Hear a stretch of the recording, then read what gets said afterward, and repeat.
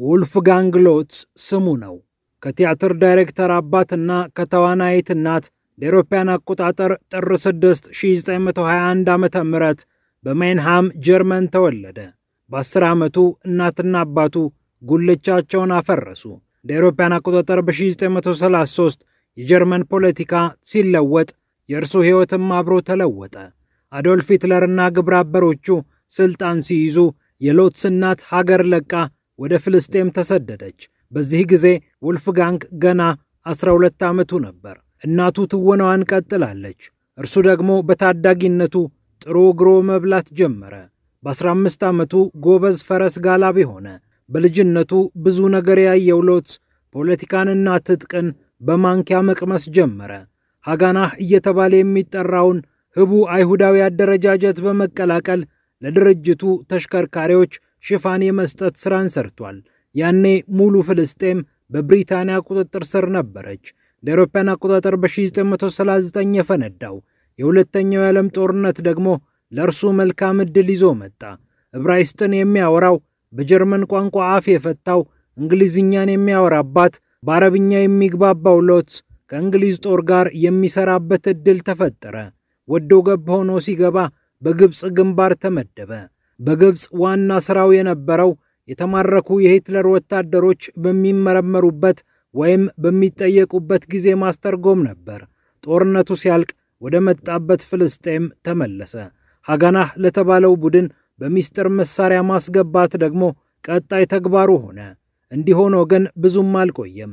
በ1948 ላይ ሀገረ እስራኤል ከያኔዋ ፍልስጤም ግዛቶች ወስዳ ሀገር ሆኜ ተወልጃለሁ አለች። በህቡ ይሰራበት የነበረው ሃጋና ከሌሎች ሚስጥራዊ አደረጃጀቶች ጋር ሆኖ የእስራኤል ጦር ኃይሎችን መሰረተ። ወልፍጋንግ ሎትስ በጦሩ ብርጌድ እየመራ በሲናይ ግንባር ውጊያዎችን እስከ ማድረግም ደረሰ። በዚህ መሃል ነበር የህይወቱ መታጠፊያ መንገድ የተነጠፈው። ሁለገብ ክህሎቱን የተመለከተው ሞሳድ አብረህን እንድትሰራ እንፈልጋለን ሲል ታላቁን ግብዣ ይዞለት መጣ።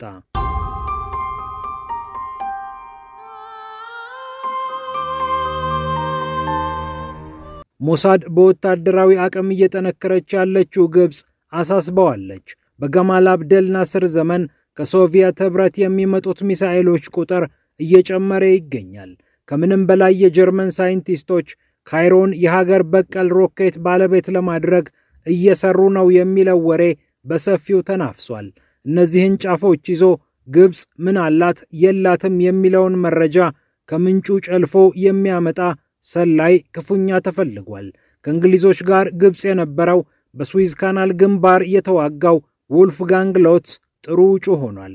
ከእናቱ የወረሰው ቅልጥፍናና ፍጥነት ተግባብቶ ሰውን ወዳጅ ለማድረግ ብቁ እንደሚያደርገው ታምኗል። 35ኛ ዓመቱ ላይ የሚገኘው ሎትስም ብዙ አላመነታም። በጦር ሰራዊቱ ከዚህ በኋላ ሊያገኘው የሚችለው ትልቅ የማዕረግ እድገት እጅግ ሩቅ ሆኖበታል።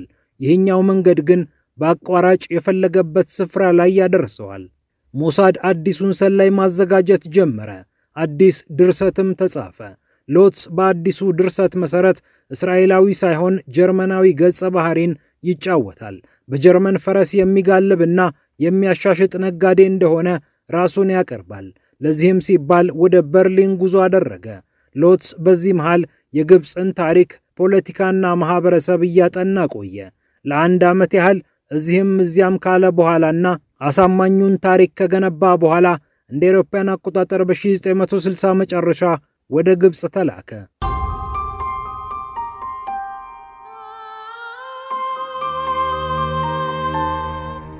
ሎትስ በግብፅ ሁለት ሥራ ይጠብቀዋል።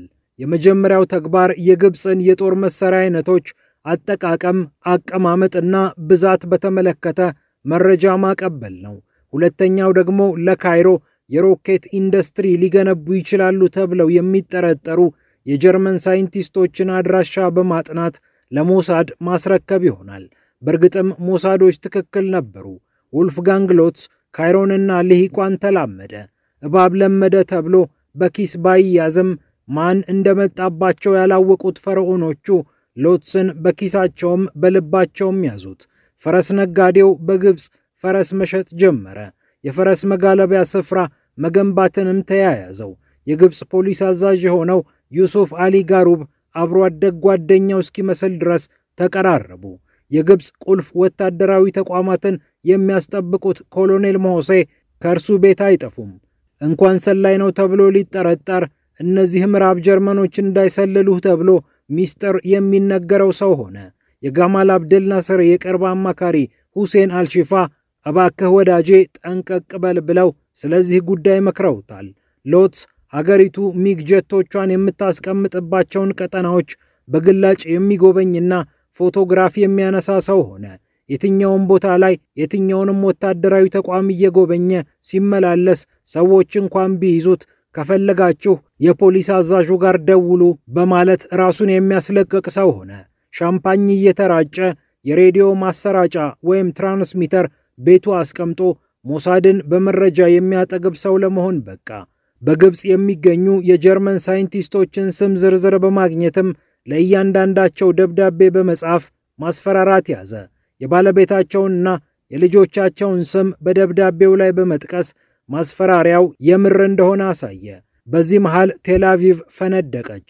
ደማስቆ ገብቶ የሶሪያን መረጃዎች እንደዘረፈው ኤሊ ኮሄን ለየት ያለ ስያሜ ወጣለት። ኤሊ ኮሄን የኛ ሰው በደማስቆ ተብሎ ነበር።